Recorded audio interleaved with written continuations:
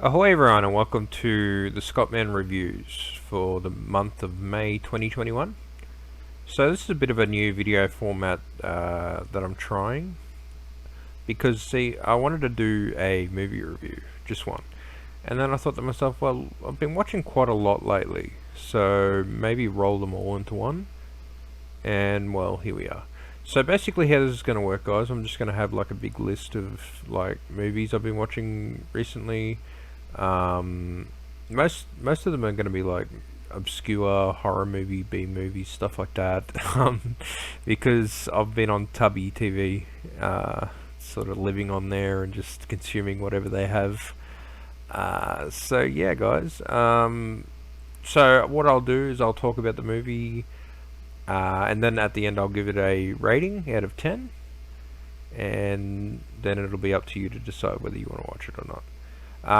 Just a warning, there may be spoilers. I'll try to avoid them if I can, but I mean, some of these movies are from like 1979. So if you haven't seen it by now, then, you know, is it really worth watching? But as I said, I'll do my best to avoid the spoilers.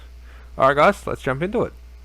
So the first one up on the list is a title called Grandmother's House. It's from 1988. It's a suspense thriller. It tells the story of two kids who recently lost their father, and they go to live with their grandparents. Now, just a heads up, the trailer you're going to watch gives away the entire film. But basically, on the first night, the boy has this dream where he sees his grandfather killing a woman in the basement. And he wakes up, and then they go about their lives. They go to like a swimming pool, and the boy competes in a swimming contest, which is very strange on his first day, but whatever. It's implied that they used to live in this town with their mother before she died, because the girl rekindles with a boy she used to like when she was younger.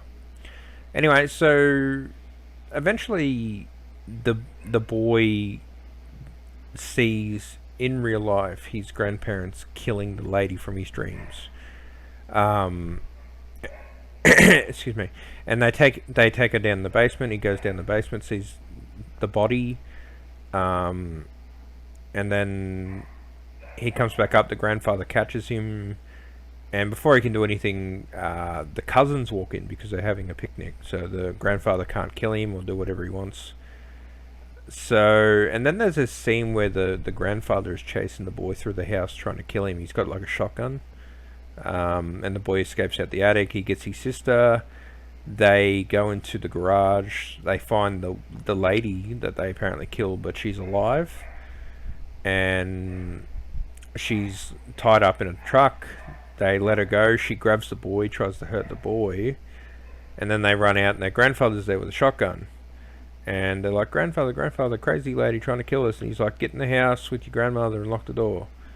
And so they do, and I thought that scene was really strange, because we go from the grandfather trying to kill the boy to the grandfather protecting the children. But I digress. So this is the lady from the dream and the lady that's trying to kill the kids. As I said, this trailer gives away everything. So eventually we learn that the lady is apparently the children's mother, and she's escaped from a mental asylum, and she's trying to kill the kids. She eventually apparently kills the grandparents. She kills the cop, and she chases the kids. Now the chase scene of the mother chasing the children is really good, because it's really suspenseful. I mean, they run through they run through an orchard. They run through like a dam. They get stopped by a train. Like for some reason they try to signal the train, but it doesn't work, obviously, because trains can't stop, you know, on a dime. So yeah, I think that the chase scene was one of the strongest parts of the movie. And then they lock themselves in the house, blah blah blah blah. And eventually the cops come, the ambulance come, and the children go to a hospital. And so the grandmother did die apparently, but the grandfather lived. And the boy's in the hospital, and he's got this sniper scope because his dad used to be a Marine. And he's looking out the window, and he sees his grandfather dragging the body of his mother into a van, and he chases the van all the way from the hospital back to the grandparents' house, which I just thought was a bit of a stretch, but whatevs.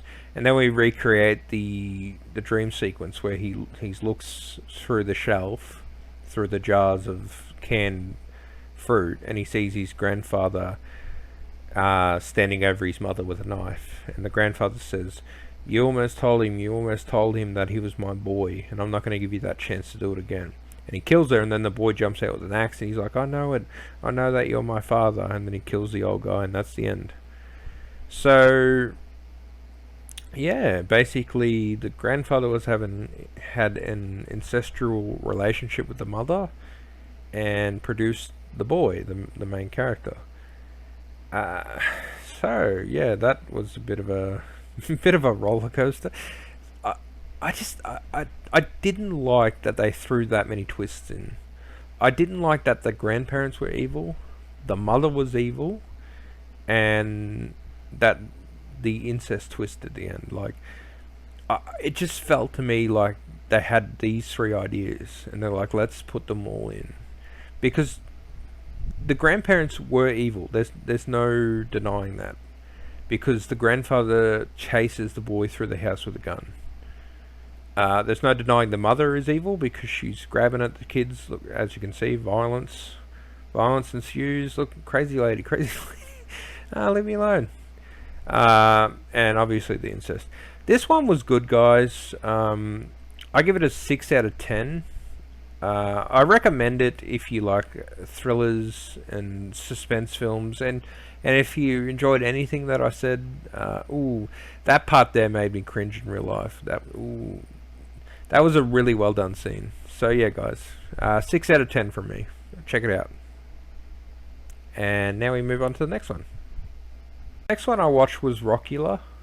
This one was a crazy vampire movie with this Bradley Cooper lookalike here, and honestly, it was really entertaining.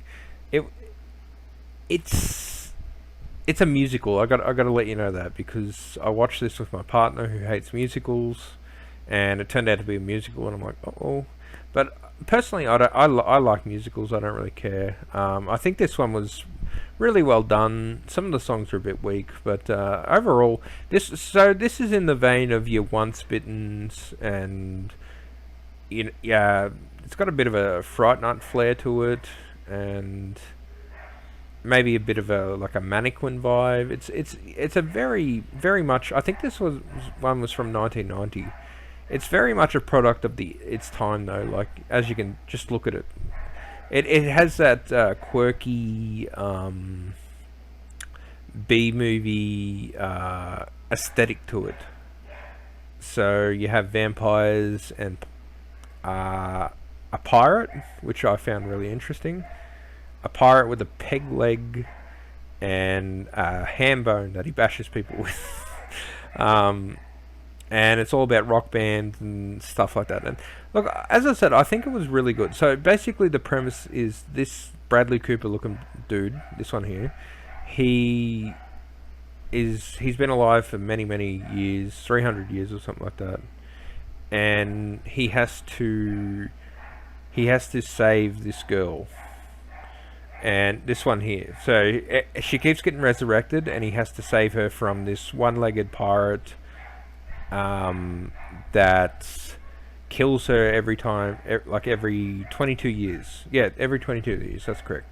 So this pirate kills her every 22 years, so he has to save her. And he's failed every time to save her.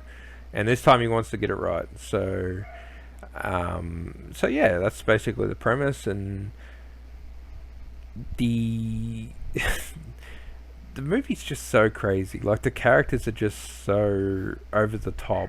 But I mean, it works so well for the context of it, because I mean, it's basically about a vampire trying to save his long lost love, reincarnated from a one-legged pirate with a bone, like a big ham bone that he bashes her to death with.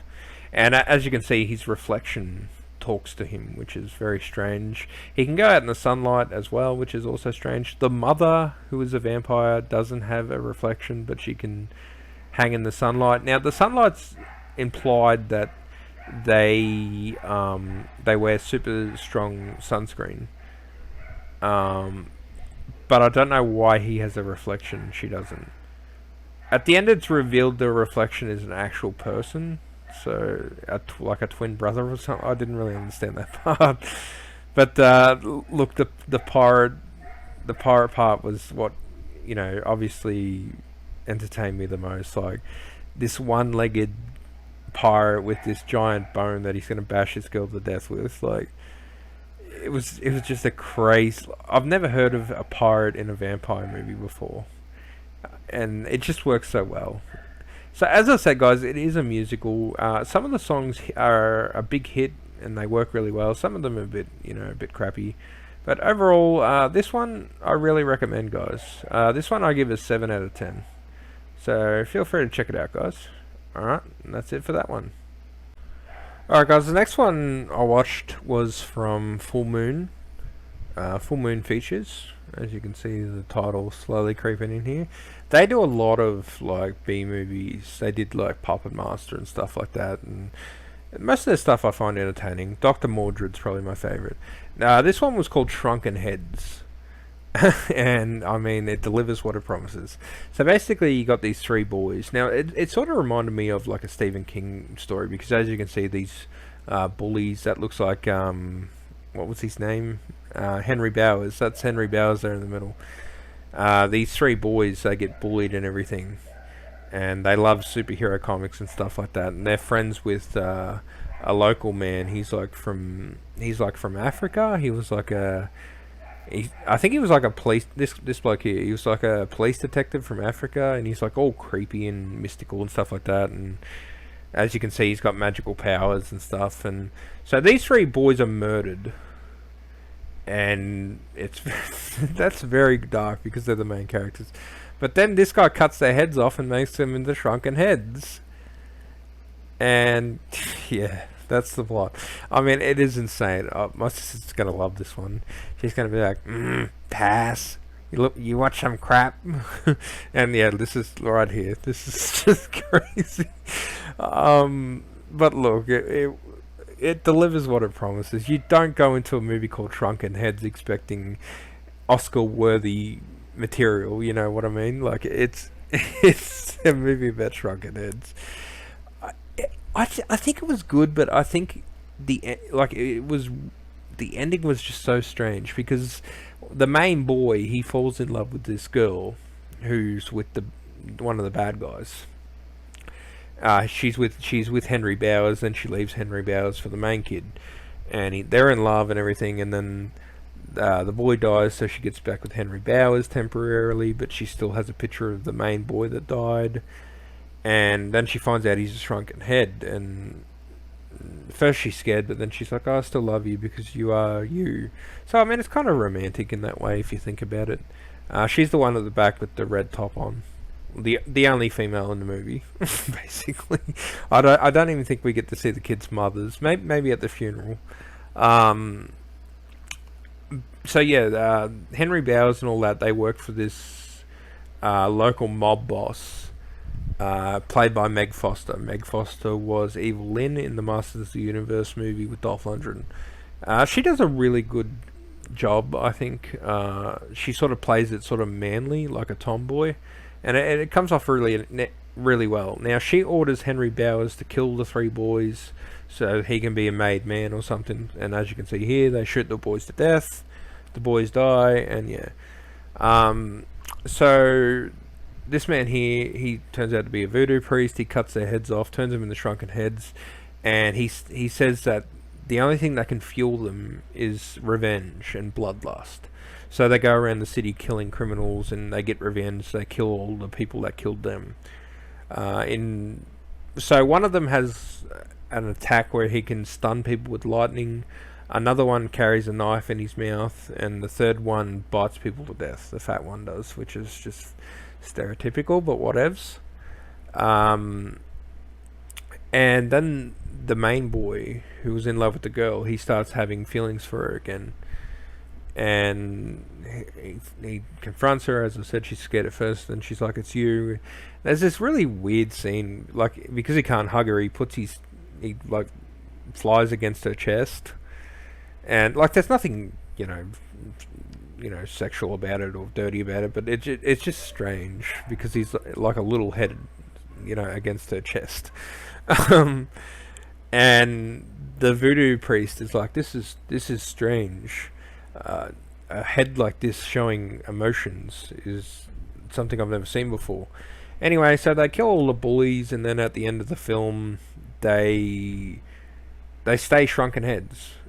But they die, and then they do a ritual where they bring them back to life, but they're still shrunken heads. And there's a really weird scene where the girl here is standing out on the balcony, and she watches lovingly as the boys' heads fly away. I don't know. Look, this one, as I said, it delivered what it promised. I mean, you can't expect much. Like, what else do you expect from a movie called Shrunken Heads? Seriously. So this one, guys, I'm going to give a 6.5 out of 10. I think if the ending would have been... Like, I know it wasn't that type of movie, but I think if the boys had have maybe somehow been resurrected with their bodies, it would have been a better ending, because it just felt so strange that they just stayed shrunken heads. Like, it felt so like unsatisfying, I guess you could say, because like they did what they needed to do. Like, okay, if they didn't get their bodies back at the end, then they should have stayed dead. I think they should have gone to heaven. But yeah, look, guys, this one was good. I enjoyed it for what it was. It's not a masterpiece, and yeah, that's all I can say about this one. Alright, moving on to the next one. Alright, guys, this one here is called Loco Love. Now, this one is from 2003. Now, it doesn't look like much. It looks like a bit of a porn movie going on. Fake mustaches and everything. But I really enjoyed this one. So basically what it's about is this rich white guy. He owns a restaurant with his fiancée and her mother, and the fiancée tells him that that she's pregnant, and he's like, "Oh well, I'm going to be your father," and she's like, "No, it's not yours. I've been cheating on you," and he's like, "What?" And then she's like, "And also I'm breaking up with you, and we're taking the restaurant." So depressed, he goes home, drinks, and tries to kill himself with a garden hose. Now, his two gardeners are Mexicans, very stereotypical, yes. They win the lottery, and they go to his house to basically rub it in his face and quit. And then they find him he tried to hang himself, but the branch broke. So, the Mexican brothers, they have this idea. They're trying to get their sister into the country, but she needs a green card. So they say to the white guy, the main guy, they say, "If you marry our sister, we'll let you have your restaurant back." And he's like, "Yep, okay." Now, the sister is apparently crazy. She stabbed her last boyfriend with a fork, apparently, for something really minor.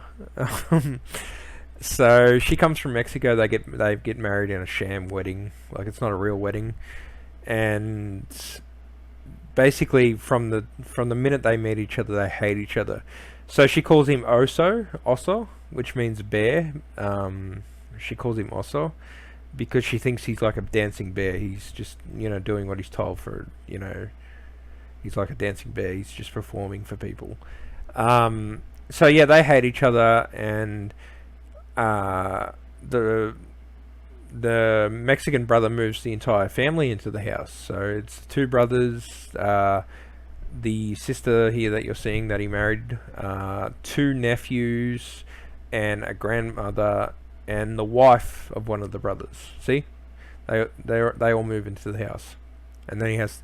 It's a really good movie. It's like really wholesome. I found it entertaining. Like, maybe I'm biased because I married a Mexican, and I can relate to a lot of this, but I really enjoyed this one, guys. I think it hurt itself because the production quality is really low. Like as I said, it just it looks low budget, which really hurts it, I think. Anyway, so the main guy, they eventually fall in love, as you can see. They fall for one another, and then the ex-fiance comes into the picture and she ruins it for them. And the brother is also being very protective of the sister, and he doesn't want anyone to. He says, you know, if you want to lose your restaurant, you know, leave my sister alone. He just wanted her in the country. He doesn't want her hurt. So as you can see, that was the scene where the ex-fiance came back and ruined it. So distraught about everything, she moves back to Mexico, and the main guy follows her, and then the ex-fiance follows him. So it's a really good movie, guys. I really loved this one. I really did. I thought it was really well done. As I said, I might be biased, but I really enjoyed this one. At a rating wise, I'd give this one an 8 out of 10, guys. I really did enjoy this one. It's funny, it's wholesome, and yeah, I think everyone in the movie does a really good job. The guy with look, see that fake mustache there? Look at it. It's a horrible fake mustache. And then like halfway through the film he shaves it off, and I'm like, why? I mean, it's just so bad. It just looks so bad. Maybe he couldn't grow one, I don't know. Or maybe he couldn't grow one in time. But yeah, guys, I really recommend this one. I think it's worth watching. I really recommend it. So, 8 out of 10. Alright, guys, moving on. Alright, guys, the last one on the list is Trading Mum, or also known as the Mummy Market. I watched this one as a kid, and I remembered it vaguely. So then I rewatched it again, and yeah, I mean, it sort of holds up. It's kind of what I remember. So basically, these three kids are sick of their mother. You know, she's bossy, she's domineering, so they go to this magical place called the Mummy Market, where basically they trade in for a new mum. So their mother disappears, they go to the Mummy Market, they get 3 coins, so that means they have three chances to find a new mother, otherwise it's Kaputskis. So the first mother they get is she's like a Cruella de Vil type. They each choose the mother, so they get a Cruella de Vil type. That's her there, yep. Now the interesting thing I didn't realise when I was a kid is Sissy Spacek, who plays the mother, plays all 3 other mothers that they get, all 3 replacement mothers. She plays the clown, Cruella de Vil, and the Outback Jack mother. So yeah, the first mother's Cruella de Vil, and she's all posh, and she makes them eat octopus and stuff, and you know, makes them, you know, gives them haircuts and makes them wear suits and stuff. The second mother that they trade in for is, as I said, that's her there. She's like an outdoorsy type. She's like really tough, and she's really, you know, she's really go-getter like that, and she beats this guy up. And look, the kid asks he says, I have to go to the bathroom, and she's like, here, use a leaf. And the third mum is the clown lady that you saw. And yeah, I mean, the first 2 mums are a bit boring. The third mum is quite entertaining. So obviously none of the mothers work out, and then they run the risk of getting thrown in an orphanage because they don't have a mother. So it's a really weird fantasy situation. So as I said, they wish their mother gone. She's gone. They go to this place called the Mummy Market that only shows up from 3 p.m. to 5 p.m. on weekdays, or on a Sunday or something like that. Yeah, I think it's only on a Sunday from 3 p.m. to 5 p.m. And they get 3 coins, and then they choose 1, 2, 3 mothers. And to get rid of each of the mothers, they just say to them, we don't want you here. And then they leave. So yeah. I mean, as I said, I vaguely remembered it.